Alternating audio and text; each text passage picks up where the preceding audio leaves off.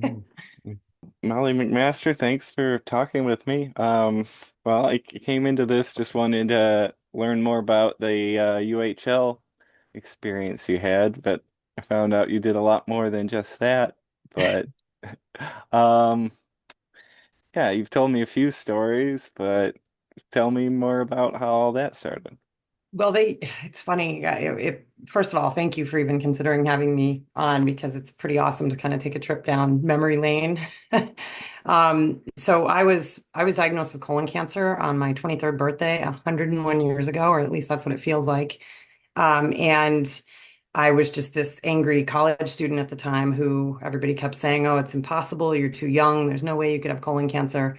So I started kind of coming up with crazy ideas, crazy ways to raise awareness of a disease that, it's primarily thought of as a, 50-year-old white man's disease.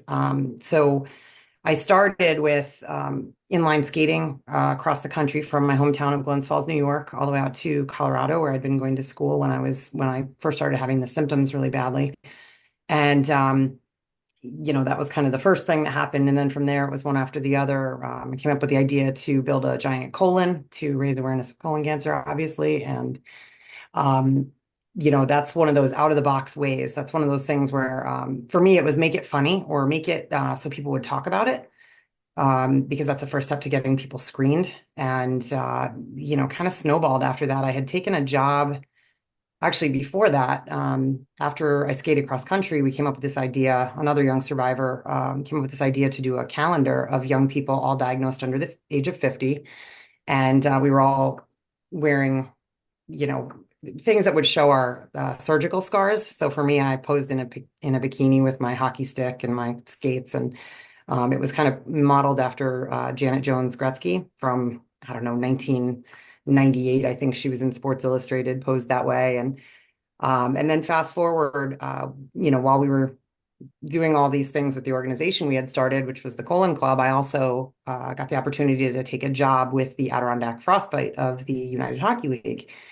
And one night, Coach Botfin and I were walking down the hall, and he says to me, we should suit you up one of these nights, and we should put you on the ice, and you can raise awareness of your colon cancer cause. And I was like, really? Can I get some free gloves? And he was like, no, absolutely not. But let's ask Richard Brosell, who was the UHL commissioner at the time. Let's ask him, and if he says yes, then let's do it. Hello, I'm Richard Brosell, the Commissioner of the United Hockey League. And so Mr. Brosell came to town a couple of weeks after that, and I remember doing this pitch in between periods of a game, actually up in the office, and I finished with this. I had all sorts of amazing stories and media and everything, and I finished my spiel and I sat down, and he said, Molly, I appreciate where you're coming from. I'm a cancer survivor myself. This is, what you're doing is it's very admirable, blah, blah, blah. And I'm thinking to myself, oh man, he's not gonna buy this.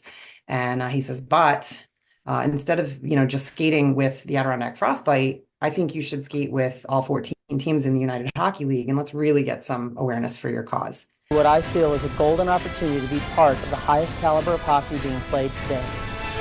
So that was how it all started. And it was kind of like, huh? What did you just say? And that's the United Hockey League, UHL Crosschecks colon cancer was born. Yeah, you forgot to mention that you worked with Barry Melrose I there. did. Barry Melrose and Steve Levy were both owners of the Adirondack Frostbite at the time. So yeah, great guys, both of them. That's And pretty cool. ironically, fast forward to a few years ago, and Barry's son was my boy's coach in high school, which was kind of cool. Cool little. One of the cool things about hockey is it's a very small community once you really once you really recognize it, and so you run into a lot of people. I've been running into people as of late that, hey, I was with them at the Frostbite or 100 other places, but hockey always brings you together. Like, do you think these things could still be possible today, or do you think they're just different? Um, you know, so gosh, we're talking about way back when I first was given this opportunity, like the world was different, right? There's no social media. There was no yeah, gosh, I'm that old. I'm that You're old. kind of the original viral star. Yeah. Um, I don't know. I don't know if it would. I think hockey has changed so much that it's a very different sport now. There's a lot of social media involved, I think. I don't know. You'd have to have somebody that was really a coach that was really legit cool with something like this to be able to pull it off. Well, you had mentioned in the book that some of the teams were upset with the there was revealing card. oh, the card, yes. There was, yeah, a couple of them were like, we're kind of a hometown. So the way that, obviously you take a person, a woman, and, stick her on the ice with all these men. And yeah, that was pretty cool. People, yeah, she's a colon cancer survivor, big deal kind of thing. But our whole, how do you go into an arena like that and, teach about colon cancer and actually raise awareness? So we took that photo from the calendar that we had done of me in this bikini, and we put it on a hockey card. Barry Melrose says it's the best one in the world. And then we did kind of a clean version of in that jersey behind you, actually, a clean version of the hockey card as well. And we handed those out in the arenas. And on the front, it was obviously my picture, and it had my colon cancer stats. So like age at diagnosis, hometown, stage, that kind of thing. And then on the back, it had the signs and symptoms of colon cancer. And we handed that out in all of the arenas, and some of them were kind of like, we're a little family friendly. We don't want to do the dirty hockey card here. So that's why we had that second version of it. Yeah, And as and far as, that got me thinking because I know the owner of our team back then would have been cool with it, but I'm pretty sure they were. Yeah. the owners now would not be cool with it. Well, but it's, again, how do you get people to pay attention to colon cancer? We always said you go to a hockey game, you eat a pizza, you drink a beer, you know what I mean? They're not talking Well, about, I see they like just paint the ice for everything now, yeah, or yeah, raise money or jerseys or yeah. something that you just forget about after a night. Like, It's funny, like I've gone on eBay and things like that. And oh, look, there's my hockey card signed and everything. That's, it's not worth a lot, but there it is. It keeps showing up, which means they're still floating around somewhere. well, I had found in my puck collection one of Yay! the pucks from that night. That's awesome. Yes. Still have some of those in my basement, actually. Yeah, and as far as the teams go, I think almost every single one was super supportive of it, and they were pretty pumped to be able to do it. There was one team, and I won't name who it was, but there was one team that was like, why would they do this during like the final stretch before playoffs? I remember that. And I was kind of like, oh, sorry, I'll get off the ice real quick. But some great stories came out of it. I mean, it was a little bit nerve-wracking going into these locker rooms because they would bring me into these locker rooms, and I'm in with the guys. It was part of the team. It was awesome. It was pretty intimidating, but like right away they were just awesome, very welcoming. Stories came out of every team where there were teams where a family member may have had colon cancer, or they may have lost a family member to colon cancer, all the way down to I remember one guy, and I can't remember which team it was, um, but he was telling me he had lost his sister in a car accident, and he had been like spiraling. And he said that meeting me and kind of hearing my story kind of helped him to realize like he could take something really, really bad and maybe try to turn it into something good, that's the kind of stuff that I go, wow, like that, wow, I get to be a part of that. Hmm. Yeah, there was a lot of stories like that in your book.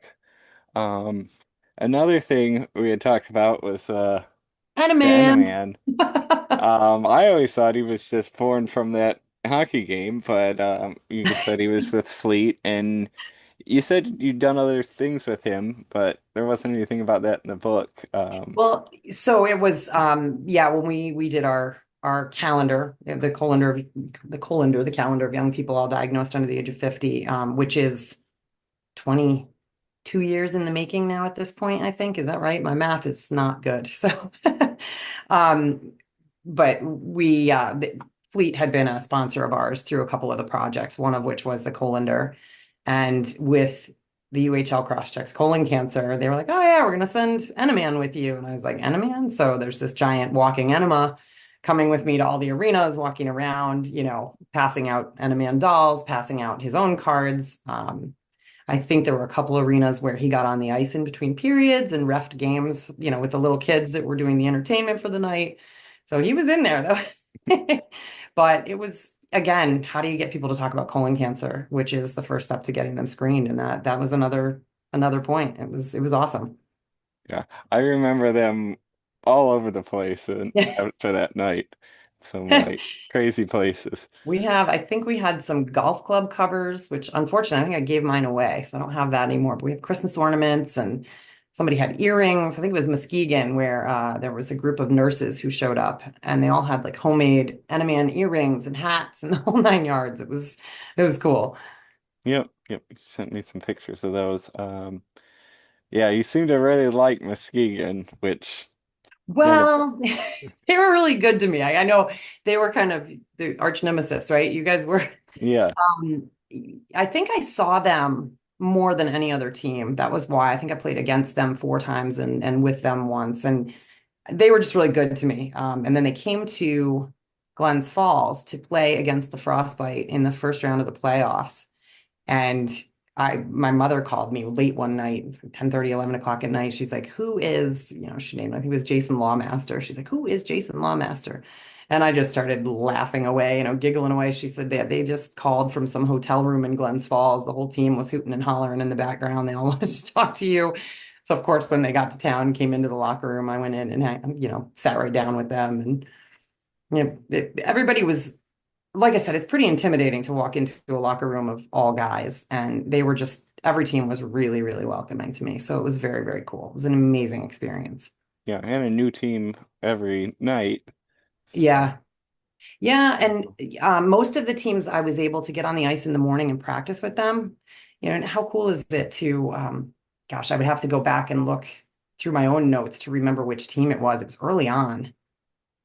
Maybe Danbury, could that be it? I'm not sure. It was early on, and I just remember being out there for the practice. And after practice, the coaches stayed out and like threw the puck around with me for a little while. And I'm like, these are ex-NHL players, and it was pretty awesome. A very cool experience, and to be able to walk into these locker rooms, like they're okay, it's the UHL. It wasn't like it's the NHL, but it's professional hockey. It was pretty cool. I mean, and they've made documentaries about that Yeah, there's Danbury that. team, and you were part of it. I Like, am, I tell you, my head is in the sand, I think, because here I am working for the Frostbite and I had no idea any of that stuff was going on. I just had under a rock. I had no idea. I probably should have known when I went to Danbury. They definitely had a higher, higher level of game. I get not their physical play, but just in general, their arena was their locker room was hands down the nicest one. And right away it brought me right into the locker room. This is your stall. This is your jersey. This is, it was pretty high end. I have always remembered hearing stuff about like they were way over a salary cap, but I mean, I've heard that. it I've heard really that. wasn't a big deal back then in that type of league.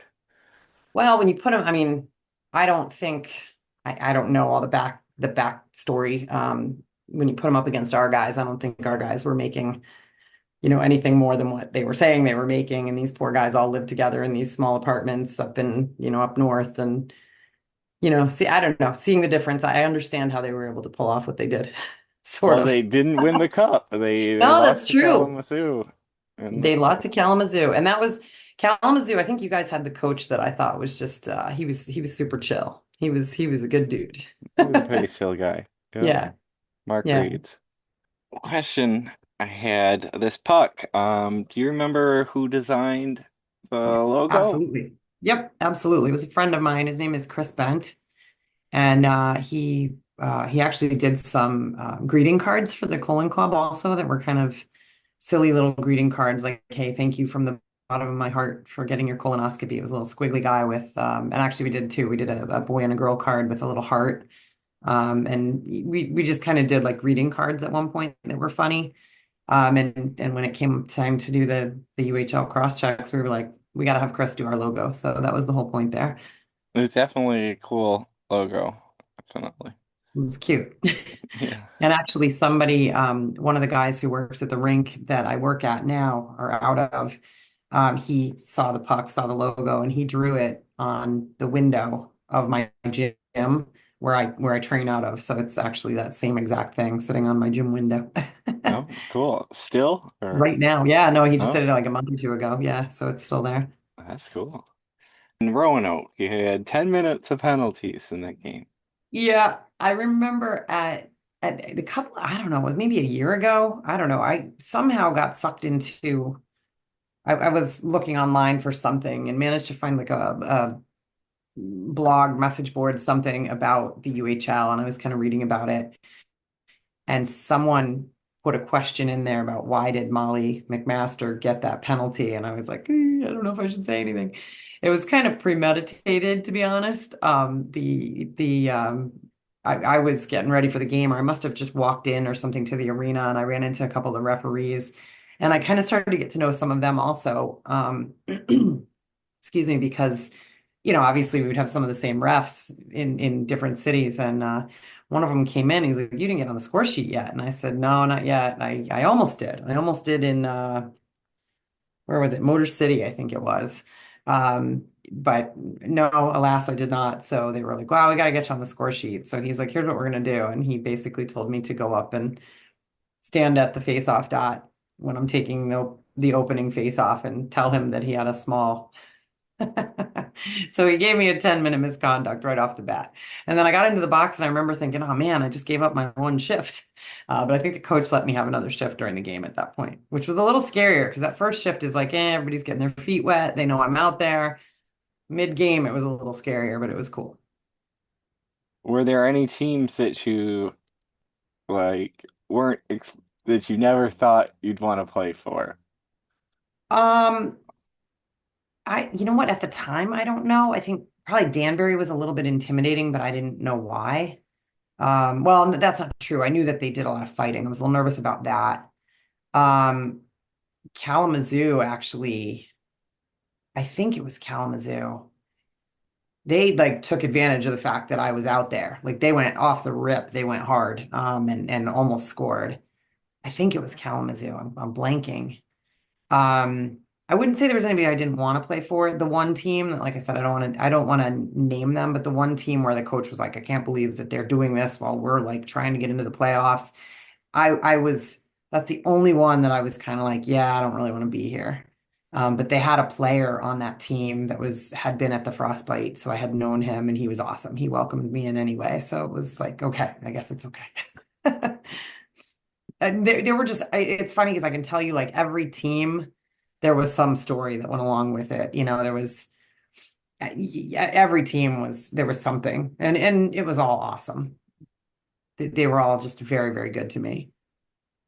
I mean, there's some like historic franchises that I mean, Fort Wayne has been around forever. Kalamazoo has been around forever. Elmira is pretty close to you. Elmira's Mm. very close. They did a really good job. They some of the cities we went into, the hospitals would partner, and so they would get me on the radio, and they would get me, interviews, and they would have me come speak to the hospitals. And Elmira did an awesome job at that. I do remember Elmira. They got just crushed in that game, and I think I was the game's first star because I was the only one that didn't have a minus coming out of the game. It's funny because I think with last season or this season before, I was out on the ice with the Dynamo actually. Was probably the girls or something. I was out on the ice with them and one of the coaches came up to me and he's like, "Hey, um, so I used to play for the Elmira Jackals, and there was this woman who came and played with us." And I was like, "Yep, that was me." It was pretty cool. So again, I'm like running across these guys in various places. I remember in not Motor City, where was it? I can see it perfectly. One of the cities, the coach he had me do an interview with the radio station, the local radio station. And I think he was like, I want to say, oh, I know what it was. I walked into his office to introduce myself. I had just gotten there and he was on the phone with the radio station. And he was kind of trash talking the team that was coming into town and was saying like, yeah, the other team was like threatening to line up their big enforcer. And he was like, all right, well, every time that guy's out on the ice, we're going to put Molly out on the ice. And every time she's out, I'm going to throw $100 down or something like that. And this whole thing. And of course, I'm like, what? Like, am I doing that? So I ended up getting to go out there twice, like for 2 nights. He actually suited me up for a second night that I wasn't supposed to be there, which was pretty cool. And that guy never got on the ice. So I don't know, random stories from every team.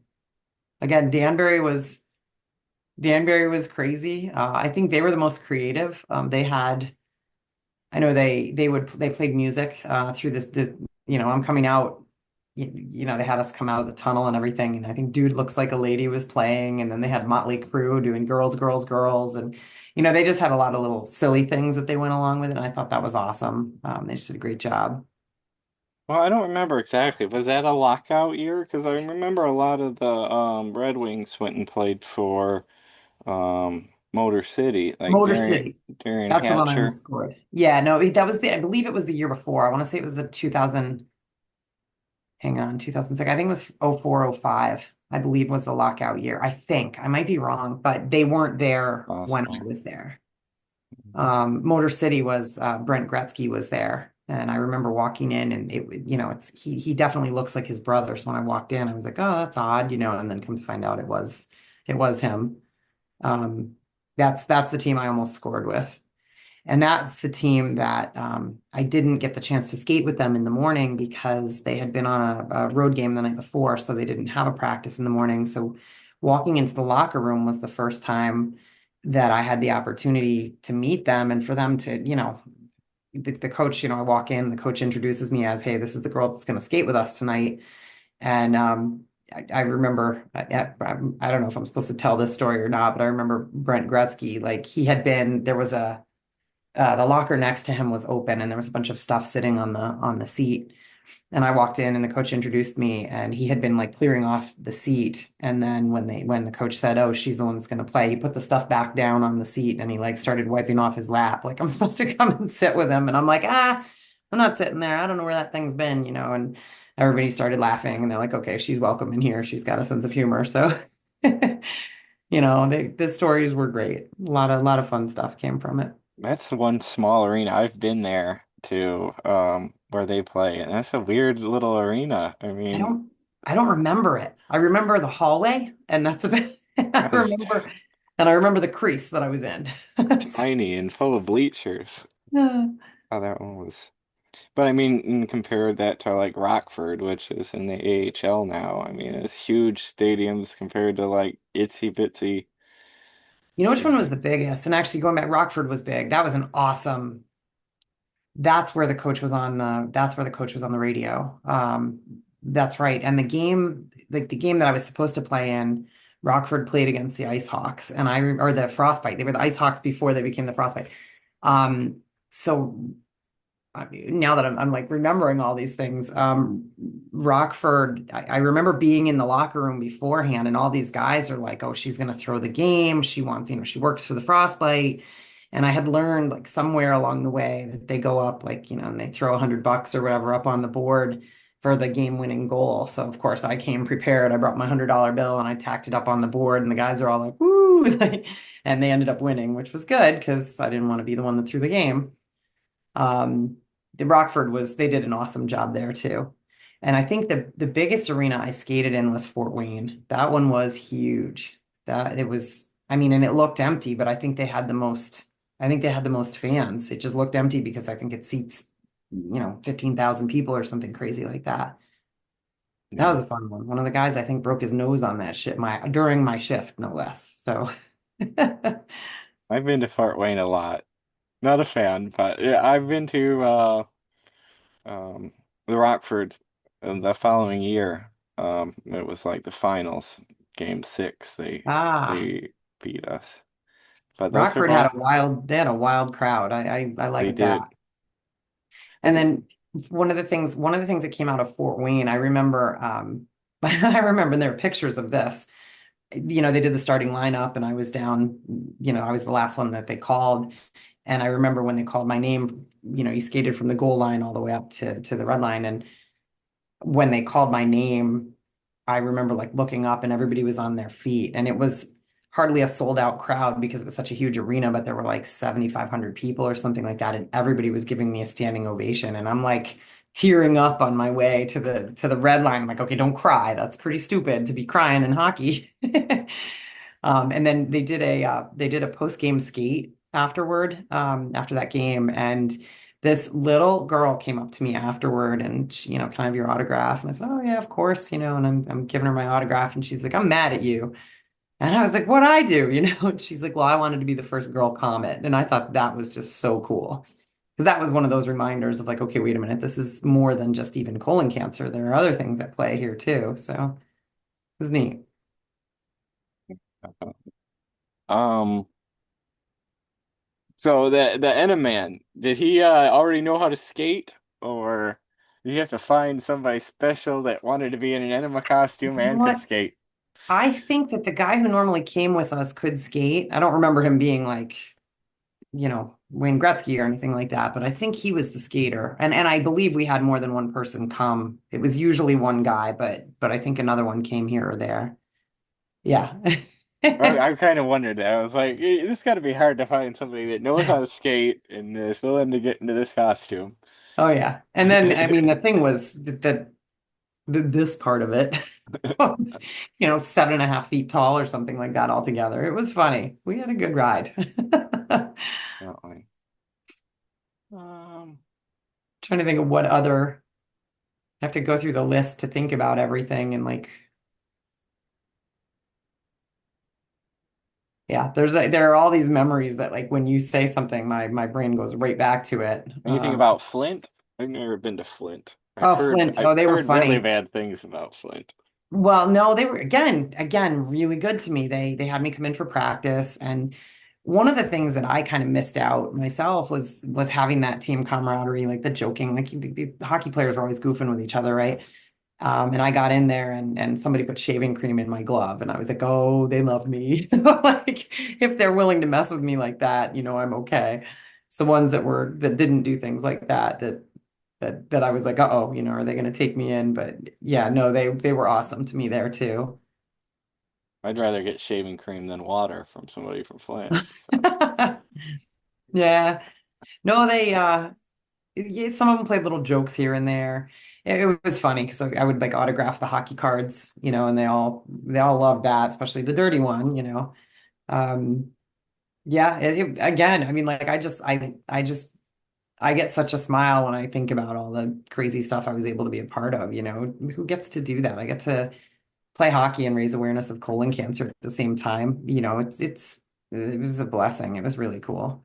I mean, I think back then, I mean, it was beer league. It wasn't like Yeah. you're gonna make it to the NHL tomorrow. Like now with the ECHL in most of these cities, it's like the guys just want to be there for a minute and move up. And back then, it just seemed like they were more team oriented, doing those little fun Yeah. stuff, Yeah, more creative in what they were doing to get people into the building, I guess. Yeah, it's taking more risks. yeah.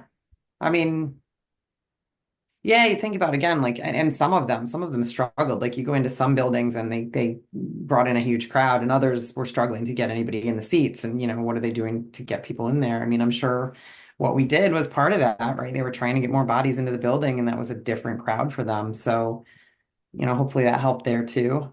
Kind of a I shame. remember Elmira went through a million teams and they different team names and their attendance was always like bottom of the league, but they were always around. I always thought that was cool. Yeah. There aren't they've got a team there now still, right? Don't they have the Aviators? I guess that maybe is the NCDC team. It's a junior team now.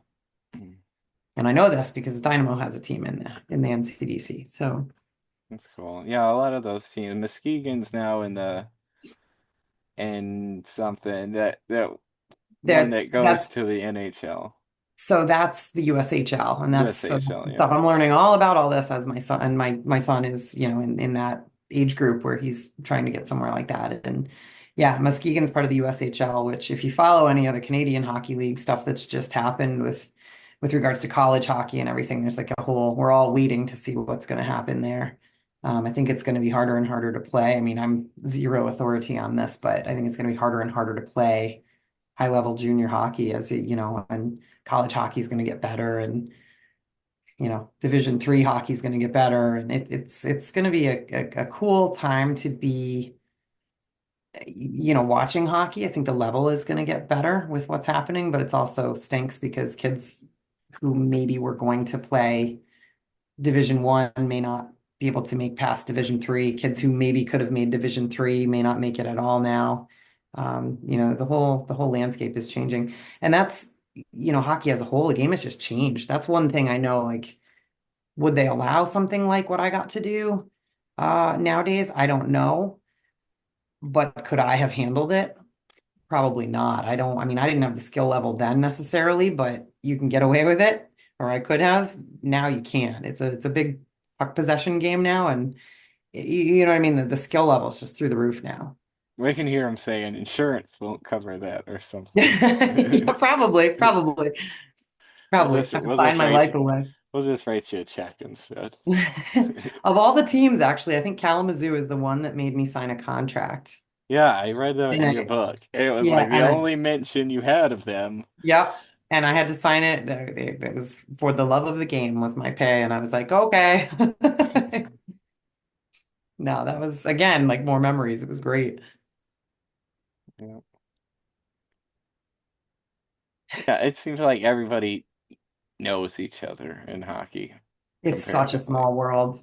It's such a small world, and it's I feel like it gets smaller, especially, I like a kid who's he's a decent little player, and you watch and you kind of see like the world, the world, the hockey world gets smaller as you go and closer, tighter, which is cool. Our general manager at that time, Paul Picard, he would always be like in Oh the yeah. bar every night, Yep. like just I'd be amazed by his stories. It seemed like Oh he yeah. knew everybody that ever put on a pair of skates. That's Yeah. that's kind of the fun part of it all. Like, running into Dave Baglio was the equipment manager, and he's now for the Frostbite, and he's now down at Union. And I ran into him recently, and I was telling him, I got to see this person and I got to see that person, and he's like, oh yeah, I was where he was just telling stories about guys that he knew from the Devils and this and that. It is such a small world. It really is. And the hockey community is awesome. The people are great. It's an awesome community. Yeah. And we talked about Coach Mark Reeds. He was coach back then. You said you met him, Yeah, and he passed away just a couple of years later of cancer. I didn't know So that he was just a chill guy. I mean, I didn't obviously know him very well, but he was just, I don't know, very chill. He was cool. yeah, we had a chill little dynasty going there for a bit. He went off to work for Ottawa. Oh, So no way. I didn't know yeah, that. so definitely pretty cool. That's awesome. Well, thanks for talking to me again. Maybe we can end this one Sure. a little bit better, and we got a little bit more hockey content there. Thank you so much for having me for, again, trip down memory lane. It's a lot of fun to be able to be like, oh yeah, I forgot about that and, jog the memory. It's pretty cool. Yep. Um, so what have you been up to lately? Like the book, it looks like you ended that in 2019. You said the calendar's still going on every So year? yeah, so after being diagnosed and learning that nobody thinks anybody my age could get colon cancer, a friend of mine and I started the Colon Club, which is obviously this nonprofit to raise awareness of colon cancer in out of the box ways, especially in young people. And so for 20 years, that organization put on the colander, among other things, including all these other projects. And we actually, a lot of the projects, particularly the colossal colon, which is our big giant colon that traveled around the country. It was in honor of another young woman that the first woman that I met named Amanda Sherwood Roberts, who she was diagnosed when she was 24. And, meeting her was probably the best thing that could have happened to me during my journey because I just thought I was alone. Everybody kept telling me I was. Fast forward to now, and it's finally being recognized that younger people are being diagnosed with colon cancer. Those numbers are on the rise, which is, we've changed our colander. After 20 years, we changed it to a magazine called On the Rise, and it was, trying to show this is on the rise in young people. And then since then, the Colon Club has actually partnered and has been absorbed by Fight Colorectal Cancer, which is a huge nonprofit nationwide. It's pretty awesome because they can kind of take it to the next level, which is something I'm really excited to see. So the Colon Club's kind of doing its thing. Meanwhile, I'm still involved in hockey. Both of my boys played for a long time. One of them kind of stopped playing, unfortunately. He plays men's league with us occasionally. My other one goes to prep school now, and he's trying to see where he can go. And I actually work for the New York Dynamo, which is based out of Clifton Park, New York. And we just got a new junior team and lots of great things happening there. I get to do all their off-ice training, which is a lot of fun. That's cool. Yeah. A couple of, yeah, I was reading through your book and oh, it was a rough read. But Really? the beginning Really? kept like, I hope it got oh, some laughs. yeah, it did. But I had stumbled on your blog site. Mhm. Um, Still looks like the early Oh 2000s. yeah. Super cool. Untouched by human hand. Like a time capsule. Um, but and then I just noticed it's September 12th, and you were supposed to have like a big interview on September 12th, 2001. Yeah. And Yeah. Actually, somebody somewhere yesterday, I don't know, Facebook, Instagram, whatever, somebody posted and asked, like, where were you on September 11th? And I remember I normally would if I had the TV on when I was working out, I would have Katie Couric and the Today Show on because she was the big colon cancer person after losing her husband to colon cancer. And that day, I was scheduled to get on a train that afternoon to go down to New York because I was going to be interviewed by Bryant Gumbel the following day. So I was watching that while I was working out, and yeah, that all unfolded. I remember thinking to myself, like, what am I doing? Like, what I'm doing doesn't matter when all of this is happening. And it took a little bit of time to kind of realize, okay, wait a minute, people are still getting colon cancer. Still need to keep doing what we're doing, but yeah, that was I just read somewhere else. Who else was supposed to be? It was Kenny Chesney. He was also supposed to be in New York City that day. I just read that probably yesterday. Just kind of crazy to think like could have been down there. And my partner for the Colon Club lived in New York, so she did go through all of that. And hearing the stories is it's mind-boggling. Crazy to think now too. I don't know about you. I'm old, but my kids like they weren't around when that happened. So it's really weird to hear, they're doing all these things at school to, commemorate. I don't know, commemorate wrong word, but what did they do? They did a run at the prep school one of my younger son is at, and they weren't even alive for that. Crazy. yeah, I was in sixth grade when that happened, and but I recently went back to school, and yeah, the kids no weren't even alive back then. Yeah, yeah, it's crazy. Like And the way the world changed.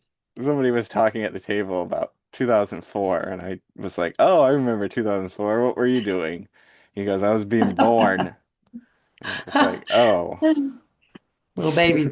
Uh, Yeah, but I guess the alternative is getting older is pretty good when you look at the yeah, alternative. but I So mean, it was cooler times. I mean, yeah, there was. yeah. Nobody's ever asked me, do I think that all of this could have happened, like could happen now? That's a really Yeah. good question. I don't know. You'd have to have the right person to really believe it could happen and work, you know? Well, and then your husband seemed to be pretty good with social media before. I mean, with building websites Yeah. and stuff. Yeah, I'm still not great with it. Yeah, he was kind of like when I decided to skate cross country, he's like, well, let me build you a website. Let me get you a guest book. And what's funny is that guest book, so while I was skating cross country, people could leave a message for me and then like maybe leave their email address. And I would email everybody back who left their email address. But little did I know that behind the scenes, all these people were, somebody else might get on and see that, this person who signed in maybe had, the same form of colon cancer or they were close in age or whatever. And then they would start emailing each other. So it kind of became more of like a message board, which is exactly what we did. We turned it into a message board once we had the colon club because it was a way for people to be able to communicate. Like there was When I was diagnosed, there was no social media. There wasn't, I mean, the internet was new. So, finding information about colon cancer, let alone finding someone like me, was very next to impossible. Amanda found me because there had been an article about me skating cross country in, I think it was like Mademoiselle magazine or something like that, a very, very small blurb, and she hunted me down. But you think about it now, the way things have changed. If somebody says, "Hey, I was diagnosed with colon cancer and I was 20 years old," they can get online and they can find 100 other people just like that on, support groups and things like that now. It's so different and awesome. Well, you had said somebody took over and did a bike ride across country and Andrew, then yes. a swimming thing that seems Yeah, like so Andrew Huden is from Lake George, New York, and I want to say he was in high school when I was skating cross country. So that was in the summer of 2000. I skated from Glens Falls, New York to Greeley, Colorado to raise awareness. And my mom followed behind me in this big giant RV, and we spent the summer together. It was pretty awesome. And I was writing, like I would write for, like I said, my now husband, put together a website for me. So I would write like a little blog for every day, and I would like it was hilarious because we would find a hotel at the end of the night and we would go ask if we could use their phone line, and we would use the dial-up internet, and it took forever.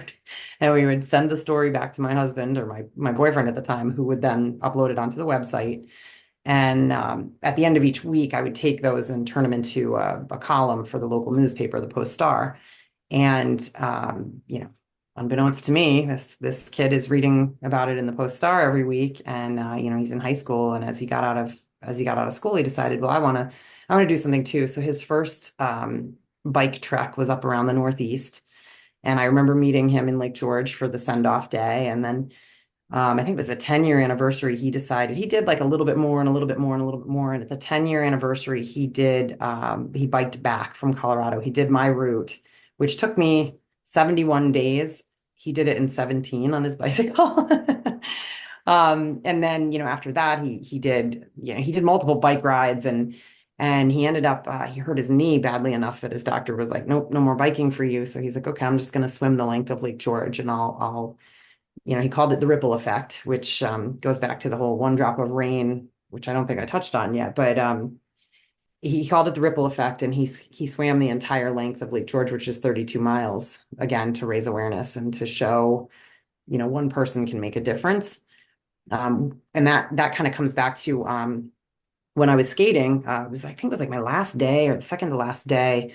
Somebody signed in on my guest book when I was skating.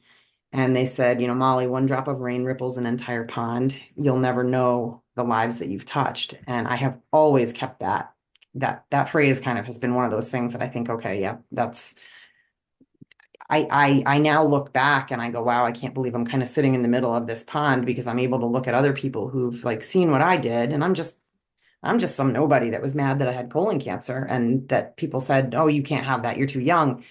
If I can do something to raise awareness, anybody can do something, whether it's raise awareness or whether it's, there have been other stories,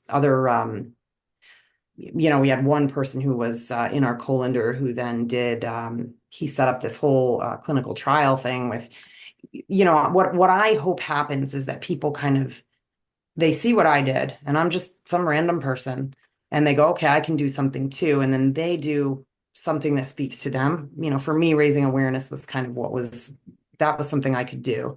And I'm seeing all of these other people doing things, whether it's raise awareness, like I said, and it's kind of becoming this ripple effect. These raindrops are falling all over the pond, and they're just spreading far and wide. It's really cool to sit here and go, wow, I can't believe I had any part in that.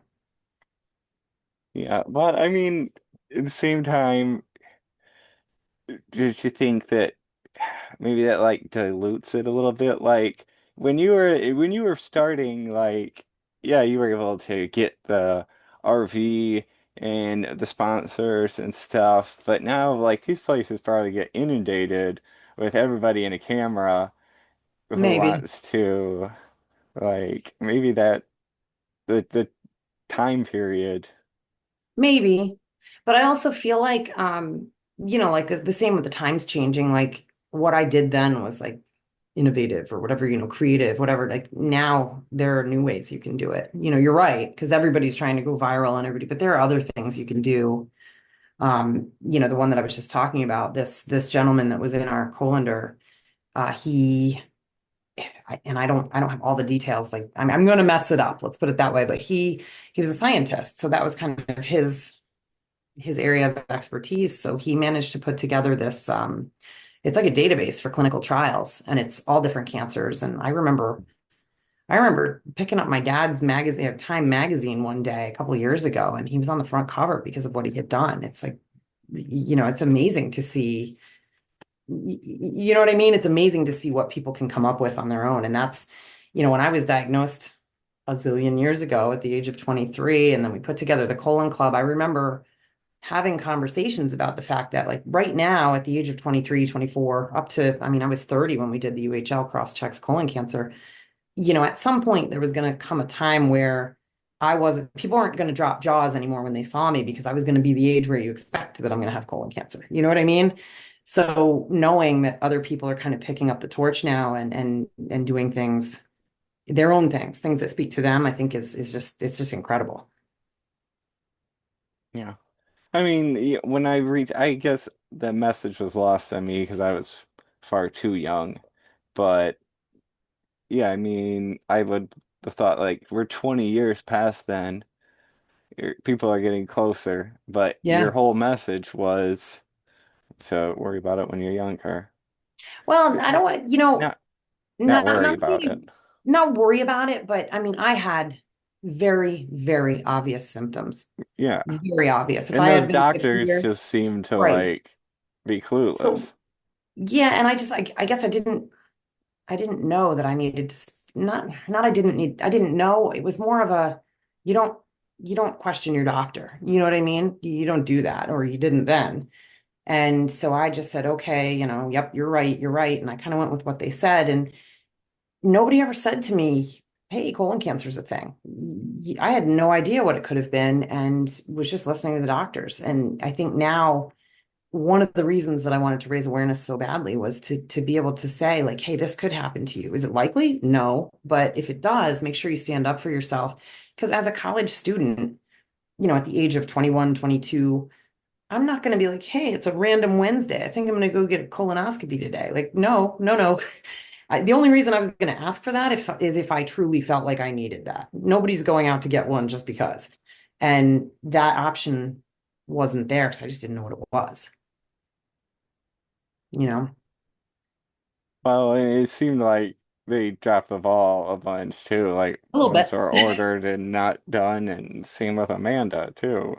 Yeah. Like, Yeah. It's, the phrase that I kept hearing through the years was when doctors hear hoofbeats, they look for a horse, and sometimes they need to look for a zebra.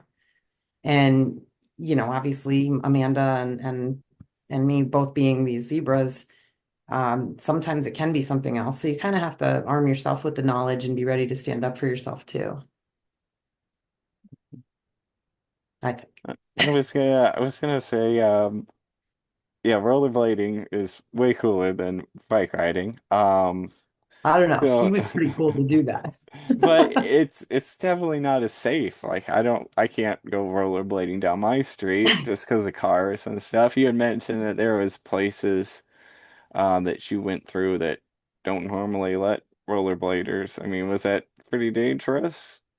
I don't know if dangerous is the right word. I know that in Lincoln, Nebraska, there was a whole hoo-ha to do about like rollerblading in town. I don't know if it was they had college kids that were doing it. I don't remember the why, but you weren't supposed to inline skate through Lincoln, Nebraska. And so it was kind of a joke, like, well, if I get arrested, I mean, that's more media, right? So we were thinking how many more media outlets can cover the fact that this young woman had colon cancer.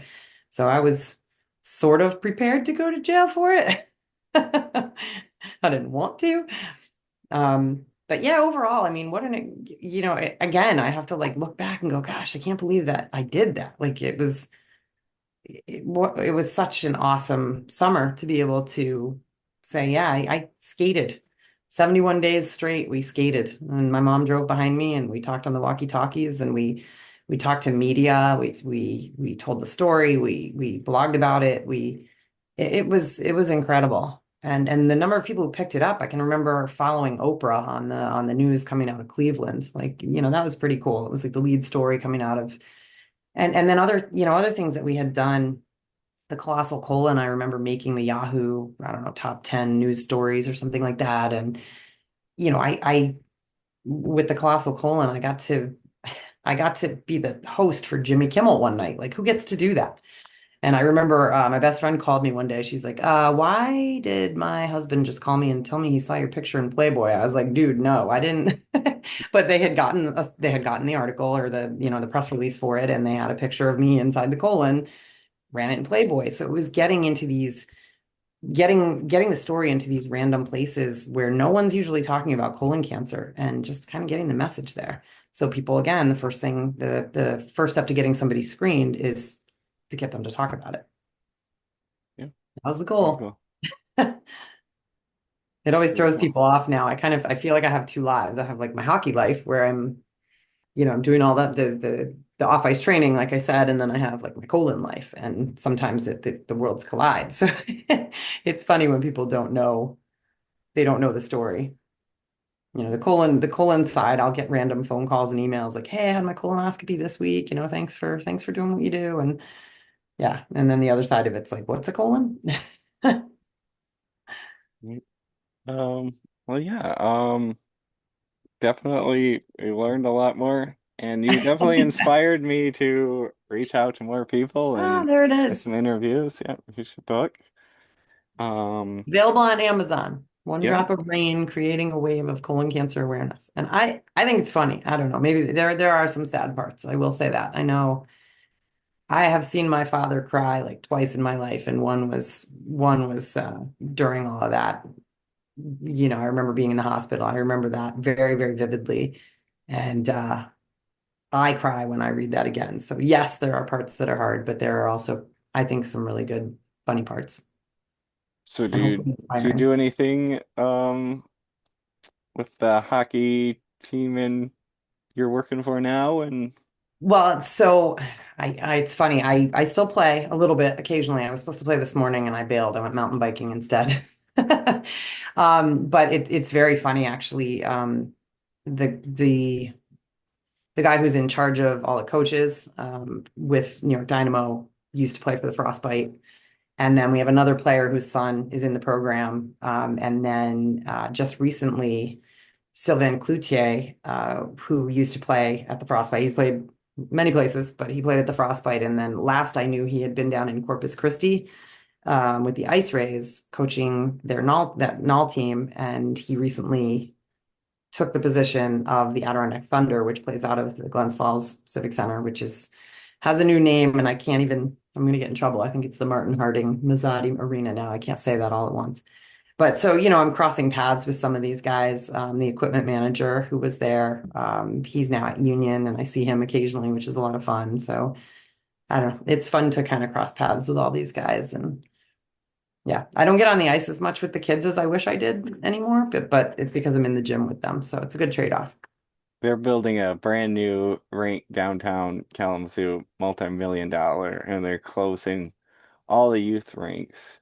Oh, It's a real mess right now. Do you are they see gonna are they gonna go? Like, is everybody planning to play out of that ring? Is there only one sheet of ice there? How are they gonna do it? it's a big ordeal right now. A lot of the youth and the high school teams and are really upset. It used to be a big hockey town for that, Yeah, and it seems like it's just getting corporatized. that's Um, a hockey. That's a youth hockey thing right now. I feel like everybody says Minnesota does it right, and everybody else is kind of getting corporate, which is a shame. Like, and I understand it. If we're right in the middle of it with our son who's 16 and he would like to try to make a go of it, right? So, we're trying to help him however we can, but obviously he has to do the work. well, back then I think the owners were, more like the slapshot owners, like Yeah, for a yeah, tax write-off than they are now. Like it's more corporate ties, Yeah. everything. Yeah. Yeah, it's different. And I go back to like, could this happen now? I don't know. It's a really good question. Yep. 20 years later. Well, we're still talking about it, so that's That's good. awesome. Thank you. Thank you for that so much. Well, thank you for talking with me, and it's been great getting to know you. Thank you. You too. Thanks. Thanks for bringing it back up. All right. Well,